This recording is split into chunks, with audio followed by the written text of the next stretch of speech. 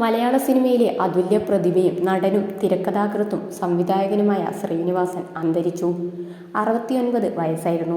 4 പതിറ്റാണ്ടിലേറെക്കാലം മലയാളികളുടെ സാമൂഹിക ബോധത്തെയും നർമ്മബോധത്തെയും സ്വാധീനിച്ച ഒരു യുഗത്തിനാണ് ഇതോടെ അന്ത്യമായത്. വാർദ്ധക്യ സഹജമായ അസുഖങ്ങളെ തുടർന്ന് ചികിത്സയിലായിരിക്കെ കൊച്ചിയിലെ സ്വകാര്യ ആശുപത്രിയിലായിരുന്നു അന്ത്യം. 1956 ഏപ്രിൽ 6-ന് കണ്ണൂർ ജില്ലയിലെ തലശ്ശേരിക്ക് സമീപത്തുള്ള പട്യത്താണ് ശ്രീനിവാസൻ ജനിച്ചത്. മൂർച്ചയുള്ള സാമൂഹിക വിമർശനങ്ങളെ സാധാരണക്കാർക്ക് ആസ്വദിക്കാൻ കഴിയുന്ന രീതിയിൽ നർമ്മത്തിൽ ചാലിച്ച് അവതരിപ്പിക്കുന്നതിനാലായിരുന്നു അദ്ദേഹത്തിൻ്റെ വൈഭവം.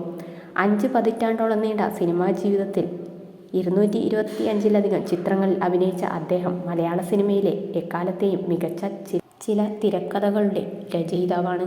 പ്രിയദർശൻ, സത്യൻ അന്തിക്കാട്, കമൽ എന്നീ സംവിധായകരോടൊപ്പം ചേർന്ന് മലയാള സിനിമയുടെ സുവർണ്ണ കാലഘട്ടം രൂപപ്പെടുത്തുന്നതിൽ അദ്ദേഹം നിർണായക പങ്കുവഹിച്ചു. സാധാരണക്കാരൻ്റെ ജീവിതത്തിലെ സംഘർഷങ്ങളെയും രാഷ്ട്രീയത്തിലെ വൈരുദ്ധ്യങ്ങളെയും അദ്ദേഹം തൻ്റെ പരിമിതമായ എന്നാൽ അർത്ഥവത്തായ അഭിനയശൈലിയിലൂടെയും ശക്തമായ സംഭാഷണങ്ങളിലൂടെയും വെള്ളിത്തിരയിൽ എത്തിച്ചു. 1976-ൽ വി.എ. ബക്കറുടെ മണിമുഴക്കം എന്ന ചിത്രത്തിലൂടെയായിരുന്നു അരങ്ങേറ്റം. പ്രശസ്ത ഗായകനും നടനും സംവിധായകനുമായ വിനീത് ശ്രീനിവാസൻ, നടനും സംവിധായകനുമായ ധ്യാൻ ശ്രീനിവാസൻ എന്നിവരാണ് മക്കൾ. ശ്രീനിവാസൻ്റെ വിയോഗം മലയാള ചലച്ചിത്ര ലോകത്തിന് നികത്താനാവാത്ത വലിയൊരു നഷ്ടമാണ്.